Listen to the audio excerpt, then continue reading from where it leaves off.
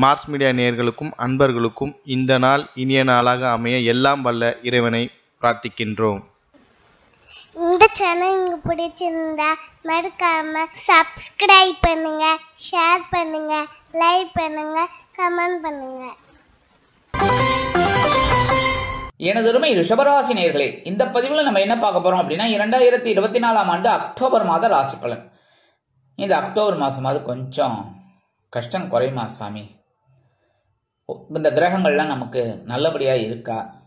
ஒரு பிரச்சனைகள்லாம் குறைஞ்சு ஒரு நிம்மதியான ஒரு போக்கு கண்டிப்பா இருக்குமா அப்படின்னு பார்த்தா, எந்தெந்த கிரகங்கள் மூலமா உங்களுக்கு நன்மைகள், எந்தெந்த கிரகங்கள் மூலமா நீங்க கவனமா இருக்கணும், பரிகாரமா என்ன பண்ணினா ரொம்ப விசேஷம், நன்மை தரக்கூடிய ஸ்லோகம் என்ன அப்படிங்கிறத பத்தி நம்ம இப்ப தெளிவா பார்க்க போறோம். ஃபர்ஸ்ட் ஆஃப் ஆல் உங்களை சொல்லணும் அப்படின்னா, ரிஷபராசி என்பர்கள் கடுமையான உழைப்பாளிகள். அதாவது சந்தோஷமும் இருக்கும், அதே சமயம் கொஞ்சம் உழைக்கணும்னு நினைக்கக்கூடிய ஒரு எண்ணம் உங்களுக்கு இயற்கையிலே இருக்கும். எவ்வளவு சோகங்கள், எவ்வளவு கோபங்கள், எவ்வளவு பிரச்சனைகள் இருந்தாலும் அதெல்லாம் தாண்டி நீங்க உழைக்கணுங்கிற ஒரு வெறி உங்களுக்கு இயற்கையிலேயே இருக்கும். அந்த வகையில இந்த மாத கிரக நிலைகளை ஆராய்ந்து பார்க்கும் பொழுது உங்கள் ராசிநாதனும் பகைருண ரோகாதிபதியுமான சுக்கிர பகவான் 6ஆம் இடத்துல இருக்கார். ஆட்சி பகைருண ரோகஸ்தானத்துல ஆட்சி ரொம்ப அற்புதம். உத்தியோகத்துல முன்னேற்றம், தொழில் வியாபாரத்துல எடுக்கிற காரியங்கள் எல்லா விஷயத்திலுமே உங்களுக்கு அற்புதமான ஒரு பலன்கள். மனசுல பொழுதுபோக்கு அம்சங்கள் இருக்கு, விருந்து கேளிக்கைகள் இதெல்லாம் போய் கலந்துட்டு சந்தோஷமா இருக்கக்கூடிய ஒரு காலகட்டம். 14/10/2024 முதல் இந்த சுக்கிர பகவான் எங்க வரப்போறான்னு பாத்தீங்கன்னா 7ஆம் இடமாகிய களத்திர ஸ்தானத்துக்கு வந்துடுறார். பரவாயில்லை அப்படின்னாலும் குருவோட பார்வையை வாங்குறார். சரியா?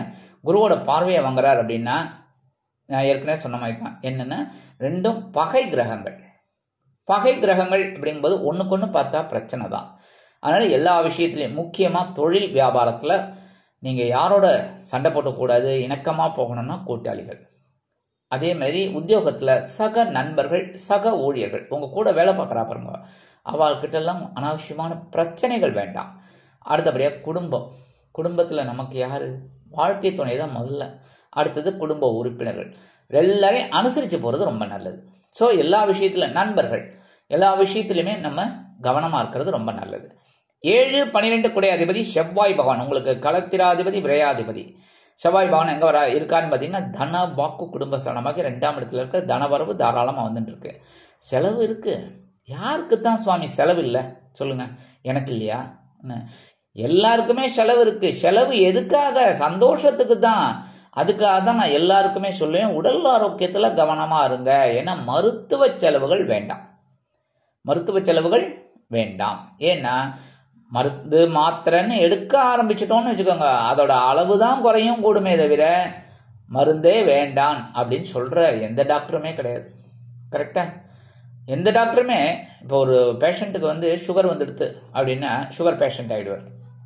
உடனே என்ன சொல்ல, இதெல்லாம் சாப்பிடக்கூடாது, அதெல்லாம் சாப்பிடக்கூடாது, இந்த பழம் சாப்பிடக்கூடாது, அந்த காய் சாப்பிடக்கூடாது, இது சாப்பிடக்கூடாது, கிழங்கு பக்கமே போகாதீங்க, சாதம் பக்கமே போகாதீங்க, தண்ணி பக்கமே போகாதீங்க, எதுவுமே வேண்டாம், கவுந்தடிச்சு படுங்க. சரி, அப்படியே படுத்தாலும் பிபி ஏறும். வா நீ என்கிட்ட வா, பிபிக்கு மாத்திரை தரேன். இப்படி மாத்திரை மருந்து இதில் தான் போயிட்டு இருக்கும். ஸோ கண்ட்ரோல் எடுத்துட்டாலே எல்லா விஷயமுமே நல்லபடியாக இருக்கும். அதுக்காக கண்ணா பின்னான்னு கண்ட்ரோல் எடுத்துக்க வேண்டிய அவசியமே கிடையாது.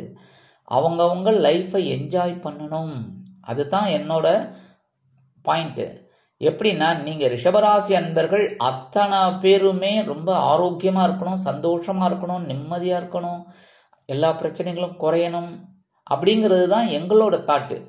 அதனால தான் நாங்கள் இந்த பதிவெல்லாம் உங்களுக்கு போட்டு சில பரிகாரங்கள்லாம் சொல்லி, இந்த பரிகாரம் பண்ணுறதுனால உங்களுக்கு ஒரு சில ஏற்றங்கள் அப்படின்லாம் சொல்லிட்டு இருக்கோம். அப்போ இந்த பதிவை ஸ்கிப் பண்ணாமல் ஃபுல்லாக நீங்கள் பார்த்தீங்கன்னா உங்களுக்கு கண்டிப்பாக எல்லாமே புரியும். அதனால தான் இந்த செவ்வாய் பகவான் தனவாக்கு குடும்பஸ்தானமாக 2ஆம் இடத்துல இருந்துட்டு சில அற்புதமான ஒரு முன்னேற்றத்தை உங்களுக்கு கொடுக்கிறார். சீருடை பணியாளர்களாகிய காவல், இராணுவம், தீயணைப்புத்துறை, மருத்துவத்துறையில் வேலை பார்க்கும் நண்பர்களுக்கு எதிர்பார்க்கும் இடமாற்றம், பதவி மாற்றம், பதவி உயர்வு, சம்பள உயர்வு அருமையாக வந்து சேரும். அவங்க அப்படின்னு ஆட்டோமேட்டிக்கா டக்குன்னு சாங்ஷன் ஆகும். 23/10/2024 முதல் இந்த செவ்வாய் பகவான் எங்க வரப்போறான்னு பாத்தீங்கன்னா 3ஆம் இடமாகிய சகாயஸ்தானத்துக்கு வந்துடுறார். ஆக்சுவலா 3, 6, 10, 11ங்கிறதெல்லாம் ரொம்ப ரொம்ப விசேஷம்.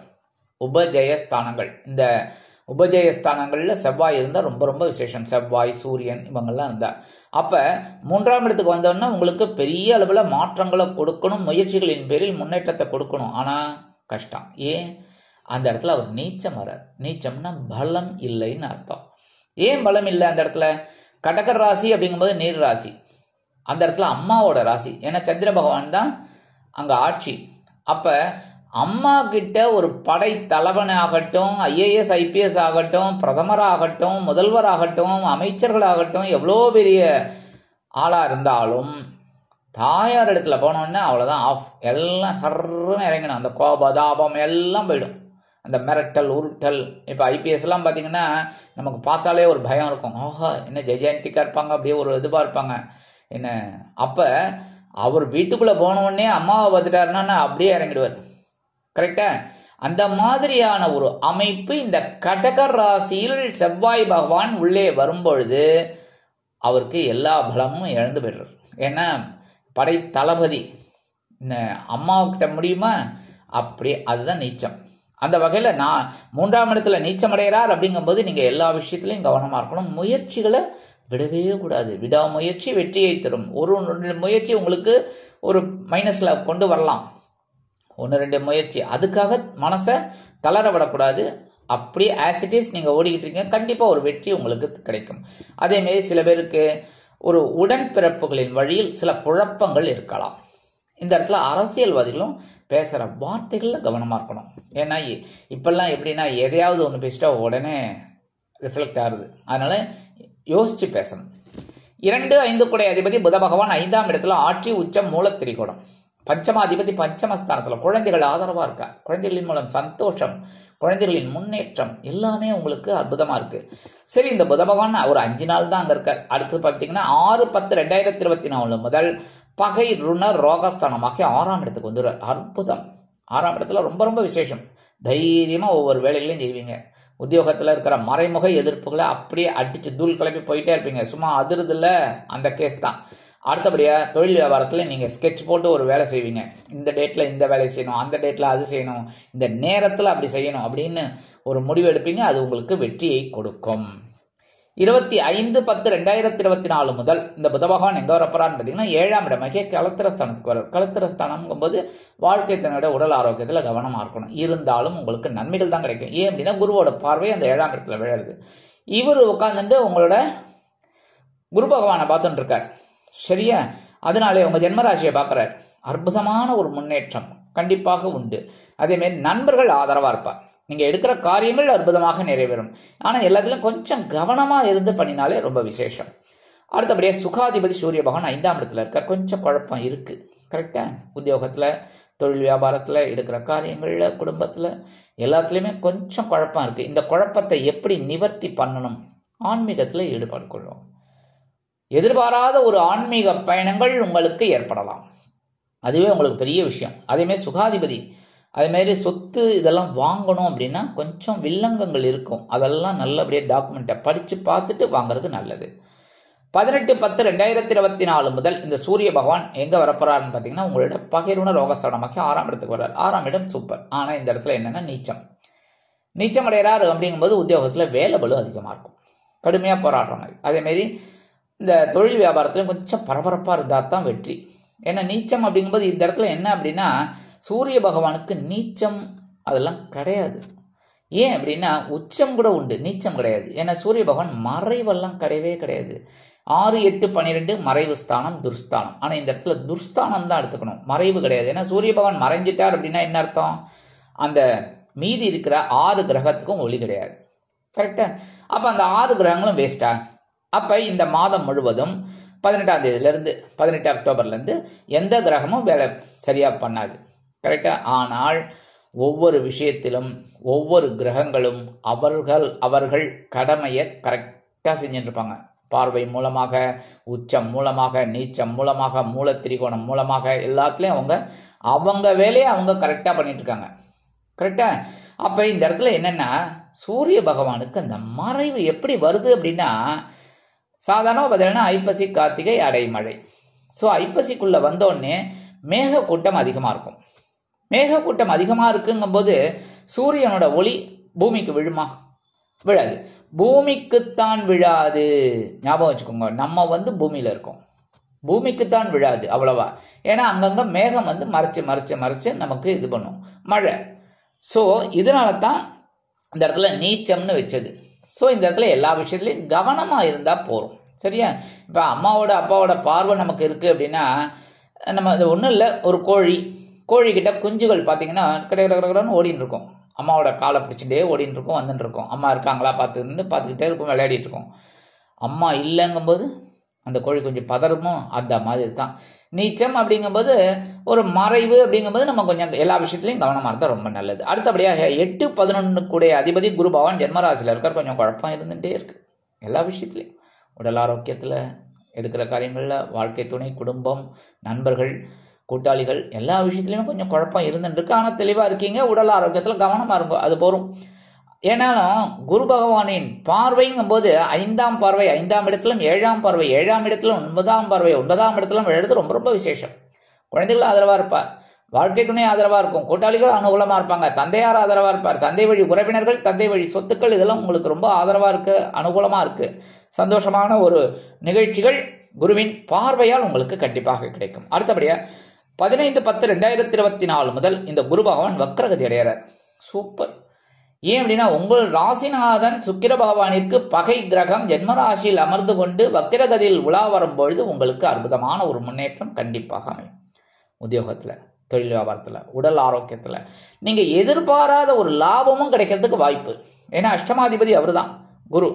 ஸோ உங்களுக்கு எதிர்பாராத ஒரு வருமானம் இதெல்லாம் வரத்துக்கு வாய்ப்புகள், எதிர்பார்த்த ஒரு சில காரியங்கள் அற்புதமாக நடைபெறும். உத்தியோகத்தில், தொழில் வியாபாரத்தில், குடும்பத்தில் சுபகாரிய பேச்சுக்கள் நிறைவேறும், திருமண யோகம் கைகூடும், எல்லாமே நல்லபடியாக நடக்கும். 9-10 கூடிய அதிபதி சனீஸ்வர பகவான் ஜீவனஸ்தானத்தில் வக்ரகதியில் இருக்கார். இதில் பியூட்டி பார்த்தீங்கன்னா 2 கிரகம் நீச்சம், 2 கிரகம் வக்ரம். அதை என்ன பண்ணணும் அப்படின்னா, எல்லா விஷயத்துலையும் கவனமாக இருந்தால் போகிறோம். ஏன்னா ஜீவனாதிபதி பாக்கியாதிபதி. பாக்கியங்களை அனுபவிக்க முடியாத அளவிற்கு உங்களுக்கு சில வேலை பலுவை கொடுப்பார். அதே மாதிரி உத்தியோகத்தில் சில குழப்பங்கள், அதே மாதிரி தொழில் வியாபாரத்தில் சில குழப்பங்கள் எல்லாமே இருக்கும். அதெல்லாம் மீட் அவுட் பண்ணி சவாலே சமாளி அப்படி தான் ஓட்டணும். சரியா? ஏன்னா இந்த சனீஸ்வர பகவானுக்கு எப்படின்னா, சனி பகவான் மந்தகதி மந்தக்காரகன் அப்படிங்கிறத விட அவருக்கு எதெல்லாம் பிடிக்குமோ அதை பண்ணணும்.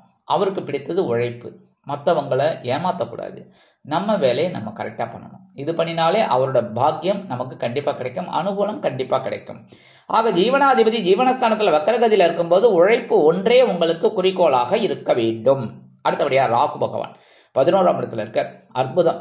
ஏன்னா இந்த சாயா கிரகங்கள், இரு கிரகங்கள் சொல்லக்கூடிய இந்த ராகு பகவான் உங்களுக்கு லாபாதிபதியா லாபஸ்தானத்தில் இருக்கிறது ரொம்ப அற்புதம். இங்கே எந்த அளவுக்கு உழைக்கிறாலோ அந்த அளவுக்கு உங்களுக்கு வருமானம் கிடைக்கும். அடுத்தபடியாக கேது பகவான் 5ஆம் இடத்துல இருக்கிற கொஞ்சம் குழப்பம் இருந்துட்டு இருக்கு. ஆனாலும் குருவோட பார்வைங்கிறதுனால கொஞ்சம் சமாளிக்கிறீங்க, இருந்தாலும் குழப்பம் இருந்துட்டு இருக்கு. உடல் ஆரோக்கியம் எல்லாத்துலேயுமே கவனமாக இருந்தீங்கன்னா நல்லது. ஆன்மீக விஷயங்களில் நீங்கள் ஈடுபாடு கொண்டீர்கள் அப்படின்னா கண்டிப்பாக இந்த எல்லா பிரச்சனைகளுக்கும் உங்களுக்கு ஒரு வழி கிடைக்கும்.